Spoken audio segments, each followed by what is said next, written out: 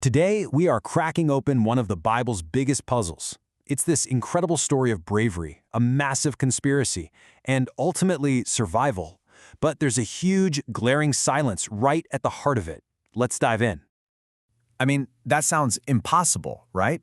The whole point of the Bible is to be about God, His plans, and His people. And yet, tucked right in there is one book that seems to break all the rules. A story where the main character, God Himself, is just nowhere to be found. Yep, 0. That's how many times you'll find God's name written in the entire book of Esther. Not once. There's no prayer mentioned, no worship, no parting of the seas, no prophets hearing voices.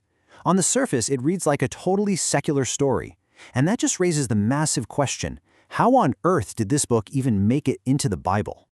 You know, this profound silence has had scholars and theologians scratching their heads for centuries. Was it some kind of mistake, a political statement maybe, or is there something way, way deeper going on here? The mystery of Esther isn't just about what's in the text, but about what's so powerfully, so deafeningly not. Okay, so here's the key that really unlocks this whole thing. The consensus among many scholars today is that this silence was absolutely intentional. It was designed to perfectly capture what it felt like for the Jews living in exile in Persia. Think about it. They're far from home, far from their temple, surrounded by a foreign culture, maybe even feeling like God Himself was silent. The story is told from their point of view, in a world where God doesn't seem to be speaking out loud. So if God's name is gone, does that mean His presence is gone too? Not even close. This is where it gets really brilliant.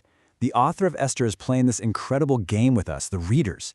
They've left a trail of clues, divine fingerprints you could call them, that all point to a hidden hand, guiding everything from just behind the curtain. And that leads us to this unbelievable chain of events. A queen gets kicked out at just the right moment. A Jewish orphan just happens to win the pageant to replace her. Her cousin just happens to be in the right place at the right time to overhear an assassination plot.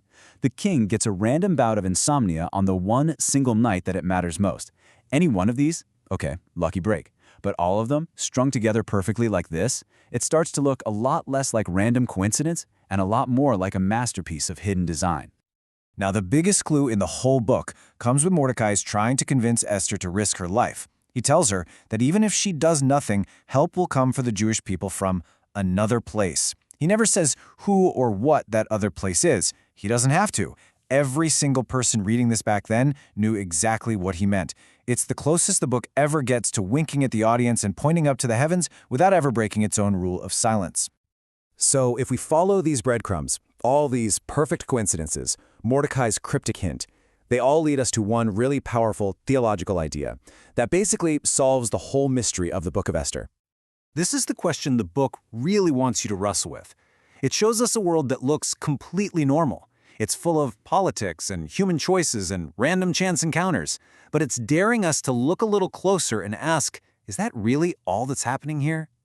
And the answer is this amazing concept called hidden providence.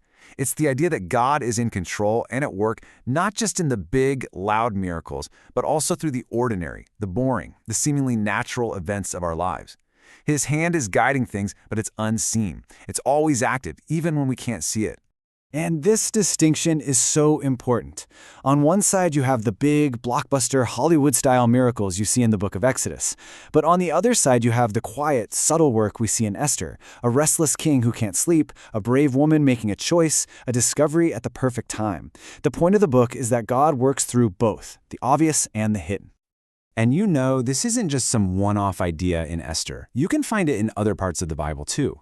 Like this verse from the Psalms, it describes God's actions as being like footsteps in the water. They're real, they are absolutely moving things forward, but they don't leave a visible trace. And that is just the perfect picture for how God is working in this story. So what's the big deal? Why does this ancient story about political drama in the Persian court still hit so hard today? Well, because it gives us a blueprint for how to live a life of faith, especially in those moments when God feels distant or silent. So here's the bottom line. Esther teaches us that God's plan doesn't rely on us being able to see it. It shows us that divine purpose isn't just for the big, miraculous moments. It can be found in our everyday, mundane lives. The story basically invites us to look at the so-called coincidences in our own lives and ask, is there a pattern here? It's a handbook for having faith when you can't see the whole picture. What's so amazing is that this idea is so central, it echoes centuries later, all the way in the New Testament. This famous line from the Apostle Paul perfectly captures the core lesson of Esther, learning to trust in a purpose and a presence that you can't always see with your own eyes. And that really leaves us with one last big thought. The book of Esther isn't just some old story. It's an invitation. It's asking us to look at the fabric of our own lives, the chance meetings, the lucky breaks, the moments of bizarre timing, and to ask ourselves, are these just random threads, or could there be an unseen hand weaving a pattern that we just can't see yet?